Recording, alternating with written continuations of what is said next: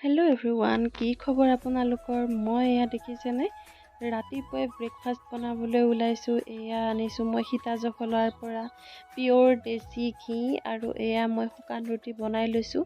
বনাই এনেকৈ গৰম গৰমে হটকেছত থৈ আছোঁ, আৰু এনেকৈ ঘি লগাই লগাই আজি ৰুটিকে খাওঁ বুলি ভাবিছোঁ। যিহেতু ঘি আছে, ঘিটো মোৰ বহুত ফেভৰেট হয়।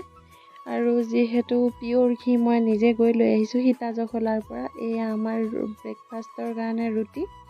এইখিনি খাই বৈ লৈ পেলাই আজি মায়ে মই এফালে যাম। যিহেতু বতৰটো দেখিছেনে ইমান ধুনীয়া, আৰু সেইকাৰণে মায়ে মই ওলাইছোঁ পিঠাগুড়ি খুন্দিবলৈ। যিহেতু আমাৰ ঘৰত ঢেঁকী নাই, গতিকে বৌহঁতৰ ঘৰলৈ লৈ গৈছোঁ। মই পিঠাগুড়ি খুন্দিম বুলি কোৱাই মায়ে 4 কেজিমান চাউল তিয়াইছে। বাপৰে বাপ, বতৰটো অৱশ্যে বহুত ভাল কৰিছে। এয়া হৈছে আমাৰ ৰাস্তা, দেখিছে নহয়, মানে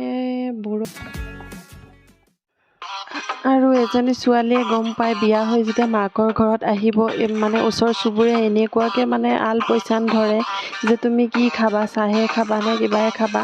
যিহেতু মই ক'লোঁ যে বৌক গৰমত চাহ বনাব নালাগে, অলপ চৰ্বতে বনাওঁ। বৌয়ে ধুনীয়াকৈ ঘৰৰ পৰাই ঘৰৰ নেমু ছিঙি আনি মোৰ কাৰণে চৰ্বত বনাই এটা লেমৰ চিমনিৰ দৰে এটা গ্লাছত, মানে 1 গ্লাছ দিছে, মানে লাগিলে আৰু দিম বুলি কৈছে। এয়াই হৈছে বৌৰ মৰম। মানে এনেও মাতিয়ে থাকে, আহা চাহ একাপ খাবা, আহা চাহ একাপ খাবা। ফাইনেলি আজি আহিলোঁ, আৰু এয়া মানে দিছে, মই খাই চাওঁ। লগতে বৰ মৰমো আছে ইয়াত। বাপৰে, মোৰ মানে অন্তৰ আত্মা একে শান্ত হৈ গৈছে মানে একাপ চৰ্বত পাই। অসমীয়াৰ মানে মেইন বস্তু, আলহী ঘৰত আহিলে অইন যিয়ে নহওক এইখিনি আগতে। ত' খাই বৈ লৈ পেলাই আৰু ঘৰলৈ যাওঁ গৈ। আজিলৈ আহিছোঁ, বাই বাই, লগ পাম নেক্সট ভিডিঅ'।